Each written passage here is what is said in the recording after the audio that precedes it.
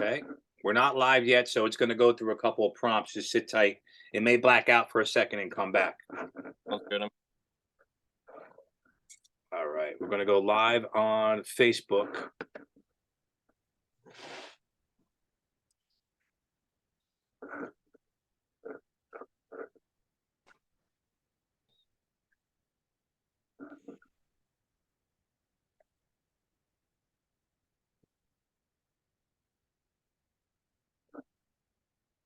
Here on my timeline, go live. Just give it a second to connect.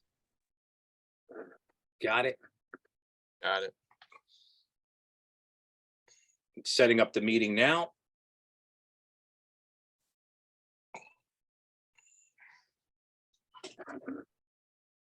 And we are live. Can you hear me okay? Yes, I can. All right, cool.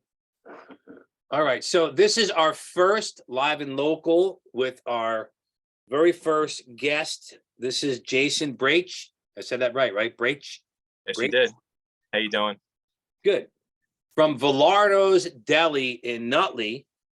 And if you guys are from town, if you haven't heard about Vilardos yet, you have to, and you will, and I'm sure you probably already have. Jason, thank you for popping on here. I know it's around lunchtime and people are still ordering food. Yeah. And I know you took your time out of your busy day to sit down and speak to me and enlighten this community about Vilardos Deli. So we're going to jump right into it. So where did you get started? First, let me back up a bit because I knew you before you opened up Vilardos Deli. Did. And you came to me one day and said, "Hey, I'm going to open up a deli." I'm like, "Wait a minute, what the hell does he know about owning a deli?" So tell me how you got involved with the food service industry. So when I was 16, I started working at a hot dog joint over in Lodi, Hank's Franks. And then from there, it stemmed into restaurants. Red Robin, that's where I met my wife back when I was like 18 or 19. On Route 3? Yeah. Okay. Yeah. Okay. Yeah. 8 years. And then from there, I went away to college. And then after that, I got into like managing restaurants, a couple in Jersey City, downtown. And then I landed in a deli back in like 2000 and I don't know, 15 or so over in Lodi, Visentini Brothers. Okay. They've been 50 years, well-known deli. So I was there for like 4 years and I kind of like fell in love with the trade and everything about the deli business. And an opportunity came about to purchase the business, but it just didn't work out. So I found myself doing sales for a balsamic vinegar company, and that's what I was doing when I met you about almost got to be like 8 years now. So I was doing sales.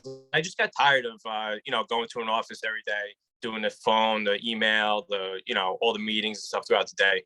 And I live right up the block from the deli. So I drove past it every day. And I said to my wife, I said, what's going on with this place? And, she reached out to, I forget who was going to be involved with it prior to us opening it. But, we got in touch with the landlord and here we are, just hit 5 years later. Now, tell me, what was the name of the hot dog place again? Hank's Franks. Was that off of Route 4? No, it's off of Route 46 over in Lodi. Okay. Right. Okay. Right on the border of Lodi and Hasbrook Heights.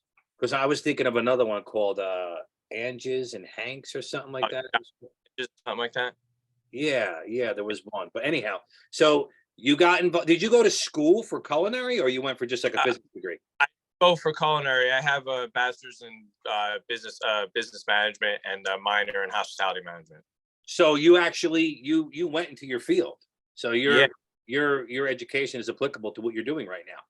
Correct. Right? Some people think that owning a deli is a simple thing. Give me some, because I know that you have to sell the food before it spoils, and there's a whole management to that as well, right? Right. I mean, it's not just about making sandwiches. You can teach anyone to make a sandwich in a couple of days. But just the operation as whole, just as any business, running it from start to finish each day, it's a 24-hour thing. It's 7 days a week. It does not stop. You're constantly on the go doing something, and especially in today's world where staffing is much more difficult. So you find yourself with a lot more on your plate and less people to, work with. So it's a challenge, but it's fun. You can agree running your own business is better than working for somebody else. I've always felt that way, and it's just you're living a dream, really, doing what you want to do for yourself. But there's a lot of stuff beside. I think making sandwiches is probably 10% of it. The other part is let's walk you through like a normal day. Your alarm bell rings in the morning. What's the first thing that happens? So when I get lucky for me, I got two guys that arrive hours earlier than I do in the morning. One guy is responsible for setting up the front of the store, and then I got another guy who is responsible for the kitchen. So those are my main two guys. I got Evan and Lou, and then I have one other part timer. So those two guys get the store up and running. By the time I get here, it's like 9 o'clock. We're about ready to open. My first thing I do is I make fresh mozzarella. We make it fresh every single day, sometimes twice a day. So that's my first thing, and then I get into cutting and prepping chicken for my cook, because we go through chicken is probably one of the top three things we go through the most in the deli, and so I help him out with that. And then 11 o'clock rolls around. We start getting hit with the seniors from high school, the teachers. And then, 11:30 is there, and we start getting hit with the spring garden school and the kids and the teachers and whatnot. And then next, it's 12:30, 1 o'clock, and we're getting our normal lunch hour. So that's kind of the day. And then it gets a little quiet, 2:30, 2 o'clock. And then I can get stuff done there, like operational stuff done, rather than just like service stuff done. Well, when we talk operational stuff, we're talking about you have to make sure you order the meats, you have to order the provisions, you have to order, and then you have to make sure that the food is there, is not spoiled. I've always been fascinated by that. You buy all this food, what's your percentage that you have to toss out? It changes. Sometimes you have a really busy week, and everything is being sold, and that's your goal. But we have our quality standards. If it doesn't meet that quality standard, we had a slow week or something, we get rid of it. And we get new product in to replace it. But generally, we don't get rid of much. We have high volume turnover. We get product in every single day. We get produce delivery in every single day. We get our meat delivery in every other day. So we're constantly turning over new product. My storage also isn't big here. So, which is good because it makes you manage the product better and constantly have fresh product in the place. So that's part of the business. And I saw that you at one time you had a lot more product you were selling, then you kind of changed the footprint of the store a bit, because I guess that was more of an issue with selling other products, or was it you? Exactly. Well, recently, I'd say about 6 months now, we had a large retail footprint in the store. You did, yeah. It was a plan of mine when we opened, but the existing space already had all this like nice cubby hole shelving in the back of the deli. So we utilized it, and we carried a lot of, retail products and stuff like that. But recently, we kind of consolidated our retail products to more specialty items, rather than 10 different types of tomatoes, 20 different types of pastas, which stores like this years ago used to thrive on. It was that grocery retail stuff. But now a lot of the specialty items that you would find in these stores 10 years ago are available at your local supermarket.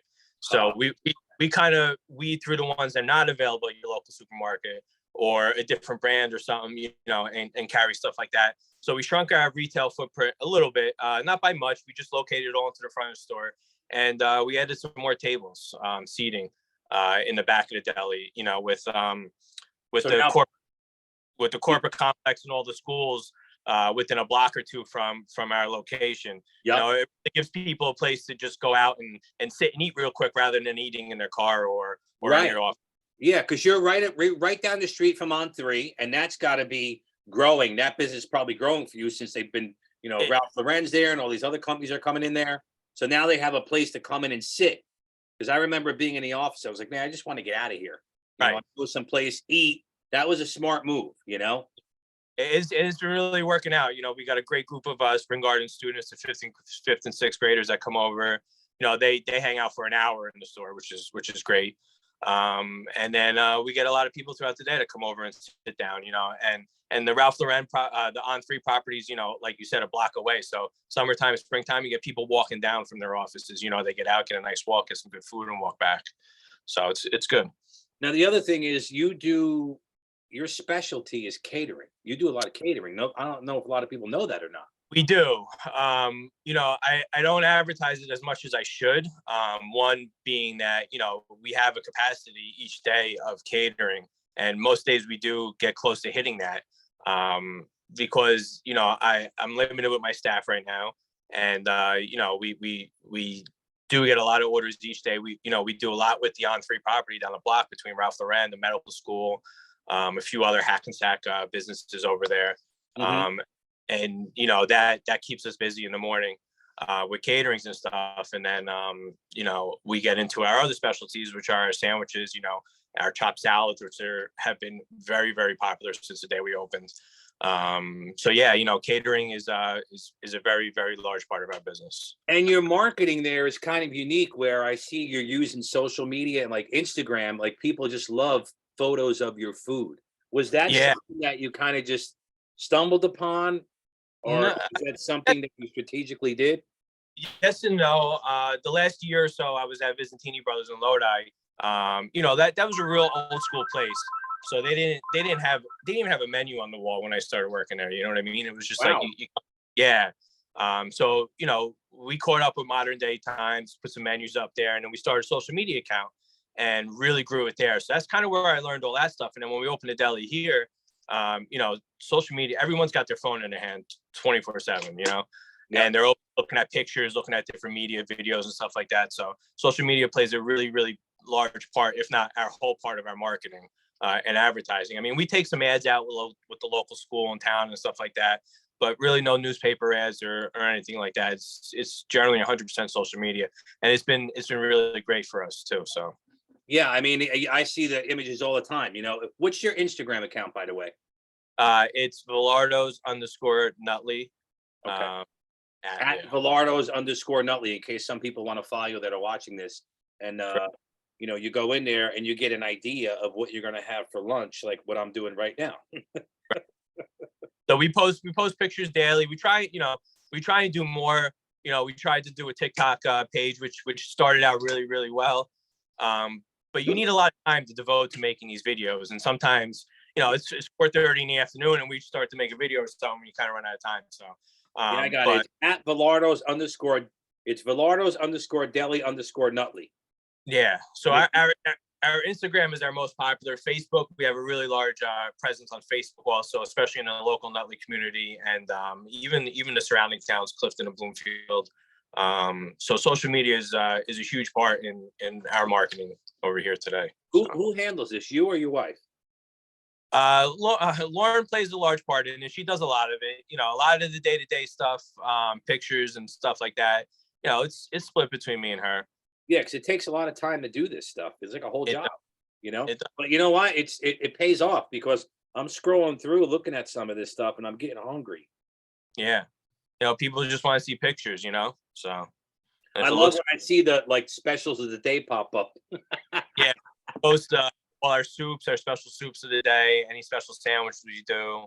We're going to be making some slight changes to our menus and different types of things we're going to offer in the springtime, summertime. Might redesign the store a little bit up front, but we'll see. Might be some changes coming. So you opened up. It was what, about how many years ago was it? So we opened up is 5 years now.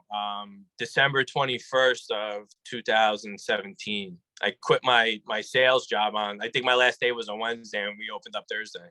Was it scary? Oh yeah, hell yeah. It was very scary. You quit your job where you have the salary coming in. It's guaranteed every week. You open up a place that costs you money every day rather than generating money. And it took a while to start turning a profit, but things worked out. We offer a great product, great service at a fair price. Yeah. And that's the formula that's worked for us, and that's the formula we'll keep doing. I think you cemented your position in town. I had the same issue when I first started. Same thing, and we're like when I jumped into real estate, when I opened my office, it was a very competitive environment. Still is. And you jumped into a town that is known for their delis. It's a very competitive environment. Right. And there's that. When you first do it, you're not accepted, but now you're accepted. Right. You know, now you'll be here, and then there'll be another guy that comes in with a deli. You know what I mean? So you got to be in there a couple of years in order to cement yourself. But I think you've done that because I've watched your clientele grow and grow and grow like year over year. And a lot of it, you know, when clients come into my office, I'm like, you know, I got your cards in here, and it says Right. Vilardos Deli. Here you go. You know, go over there. And then once they try it, they get hooked on it, and they keep coming back. Yep. You know, I've been there a couple of times, and I see the same people coming in and out, coming in and out, coming in and Yeah. out.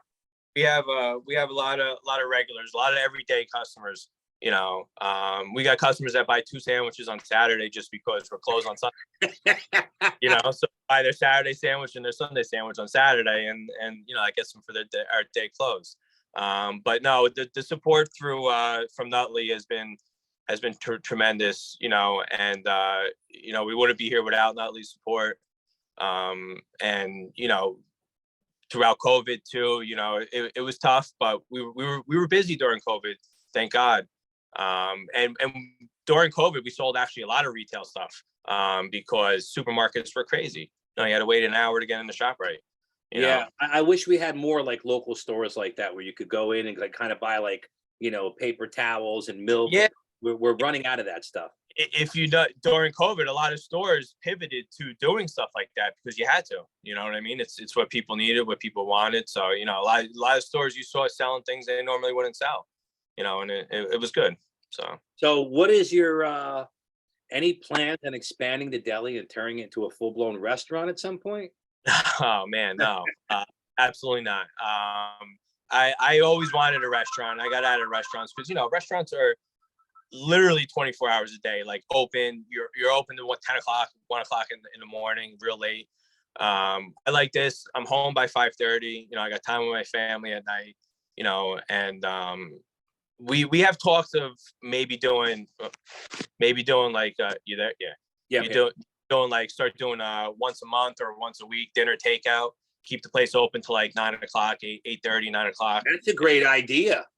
And offer like you know, maybe one week we'll do like a classic Italian dinner menu, you know what I mean, and do 6 or 7 entrees, a few different appetizers. Maybe do it once a week. I think we're going to start our first one at the end of January. Oh, that'd be really cool. Like I could call up, pick up a dinner, and take it home. Yeah, yeah. That's a great Or idea. sit down and eat. I mean, we've talked about doing like dinner service, like waiters and waitresses, one night a week, one night a month, or something like that. But that's a whole nother monster, and I don't know if we're ready for that yet. But Yeah. The takeout dinner will definitely be something you'll see in January.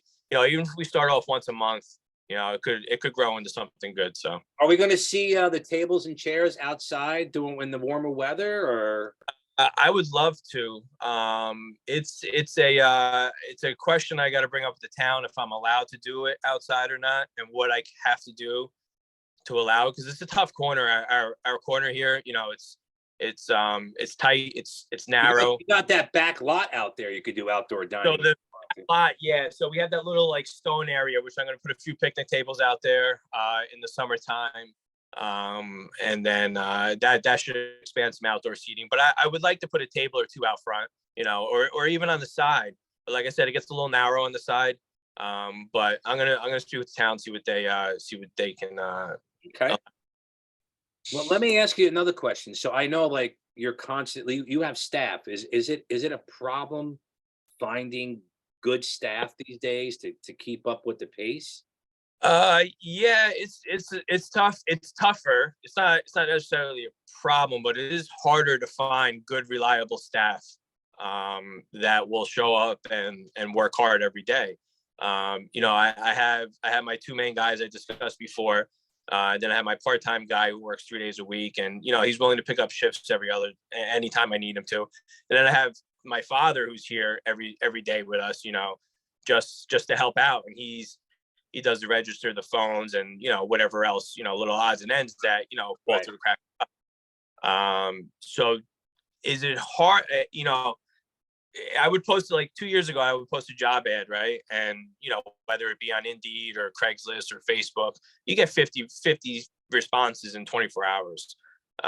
Today, you get maybe 10 responses in 48 hours. Wow. So the volume of people applying has gone down, and the quality as well. But there are workers out there. There are quality workers out there. There are some people that still want to get out there and work and do the job. I mean, at the end of the day, you got to work, right? You got bills. You got to do something. Yeah. So, Yeah. you know, I'm actually going to start looking for another person to work the counter, which will free me up some days to do other things. Maybe hopefully expand. Like payroll you have to do and right. all that fun stuff. Payroll at night. Sitting on the couch on my phone doing it, but like I said, it's a 24-hour a day business. So when you're in business for yourself, and I tell my wife the same thing. Hey, he's like, you're 7 days a week. I'm like, yeah, even when you're not in the office. I go, yeah. That's just the way it is, and I love it. I enjoy it. I work heavily on my brand over the last several years, and that's where we are. Right. And on a side note, there, your wife went and started a whole new printing company. I was just gonna say that, Matt. It's like on top of running this business, and we have a 2-year-old at home, and you just redid your house, right? And my wife's business, same thing. It's 24 hours a day, 7 days a week. But what's good with hers is 100% from home. We converted part of our house to a workshop for her, so it's 100% from home. She could be with the baby all day and do that. So. That's great though. But that's great. We got to get her on here. I told her I'd get her on here, and we talked about her business and her printing business and how she started it. Yeah, let me tell you, it's really blown up. It's we're starting to carry some stuff in the deli here. Different she does all my merchandise, my shirts that I do here. Of course. Selling some other stuff, other types of t-shirts and hoodies and stuff in the store. So, it's been really good. So good. One more thing I want to just ask you, I know where your place is, but for the people out there that don't know where it is, what is your address and what are your hours there? So we are at 250 High Street in Nutley. We're a block away from Spring Garden School, and 2 blocks away from On3 property. We're right in the middle of a suburban neighborhood, off the beaten path, and we are open Monday through Saturday. Monday through Friday, we're open 9 a.m. to 5.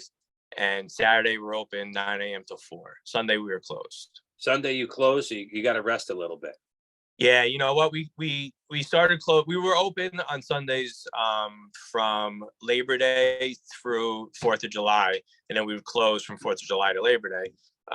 But then we stopped at once I had a baby and COVID hit, it kind of limited our hours more, and we just never got back to Sundays. And another thing with the staffing, limited staff requires, my guy 7 days a week. So understood. You need a break, man. You really do need a break sometimes, Yeah.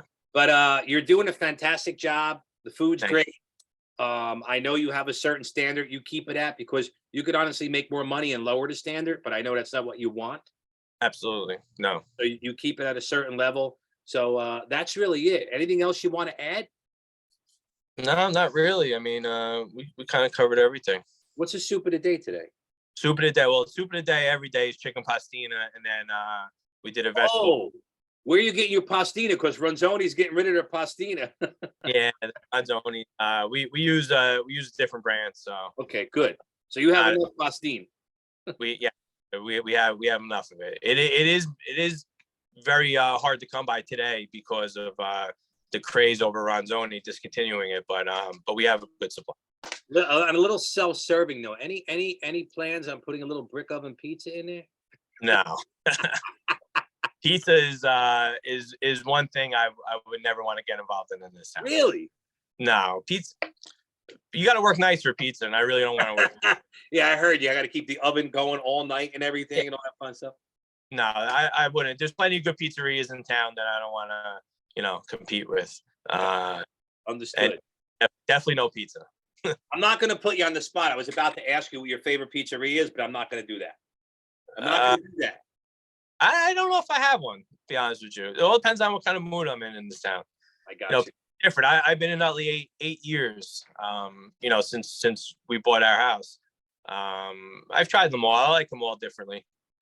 And just in full disclosure, I was not Jason's realtor at the time. I was the buyer's agent. I don't even remember who his realtor was, but that's how I met them.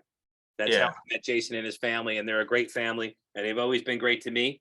And, guys, if you get a chance and you haven't been to Vilardos, Go check it out. If you've been to Vilardos, go check it out again. That's all I can really say. All right. Thanks, man. I want to thank you for taking the time out of your busy day. And I'm going to talk to Lauren. I want to get her on here. I want to learn more about her business. Yeah, thanks for having me. You know, it was a nice chat. But yeah, talk to Lauren, her message or something. She'll definitely be interested in getting on here. You got it, buddy. I'll talk to you in a bit. All right. Thanks. Yeah, Bye-bye. bye.